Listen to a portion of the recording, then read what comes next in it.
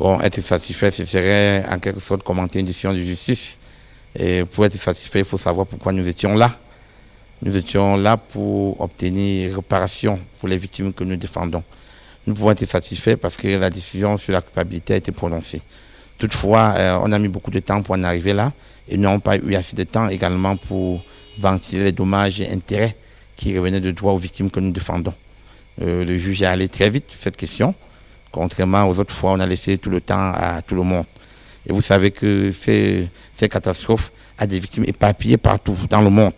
Il faut rassembler les pièces, il faut un certain temps, le temps de raffinement, comme nous avons souvent dit. Donc cela dit, le juge a trouvé que nos réclamations n'étaient pas fondées. Mais pour nous, c'est ce soir que commence le procès de l'indemnisation. On était encore dans le procès de la culpabilité. Les gens ont été déclarés coupables. L'indemnisation doit suivre. Et nous comptons d'ailleurs dans les prochains jours revenir ici. Vous avez vu que nous avons demandé la somme de 152 milliards. Ce n'était pas pour rire. Nous allons maintenir ce montant. Nous allons revenir dans les jours qui suivent. La loi nous donne la possibilité. Il y a les ressources de la loi, il faut les exploiter. De revenir soit en opposition, soit en appel. Et lorsque nous allons revenir avec ces différentes victimes, on va pouvoir faire le quantum de ce qui revient à chacun.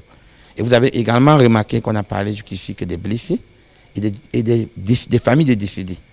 Pourtant, vous savez bien qu'il y a des cas de disparus dans cette catastrophe. Cette question semble ne pas intéresser la justice. Toutes les fois, on parle, même dans la formulation, dans le rôle, on parle des ayants droit des familles des décédés, des blessés. On ne fait pas allusion aux disparus. C'est une question très importante. Même 152 milliards que nous avons demandé, c'est un chiffre vraiment symbolique. Vous savez, une vie humaine n'a pas de prix. Une personne qu'on ne retrouve pas. Nous avons une pensée pour nos confrères d'Issaké, dont l'épouse n'a pas été retrouvée jusqu'ici et dont la Cour ne semble plus intéresser qui que ce soit. Donc pour nous, c'est une indemnisation. C'est peut-être bien pour ceux qui ont reçu des indemnisations pour les victimes. Mais nous allons continuer de poursuivre l'indemnisation.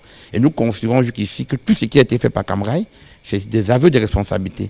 Tout ce qui a été versé aux victimes, aux familles, ne peut constituer à notre avis que des acomptes. Donc, dans les jours qui suivent, vous entendrez parler encore de nous à EVK.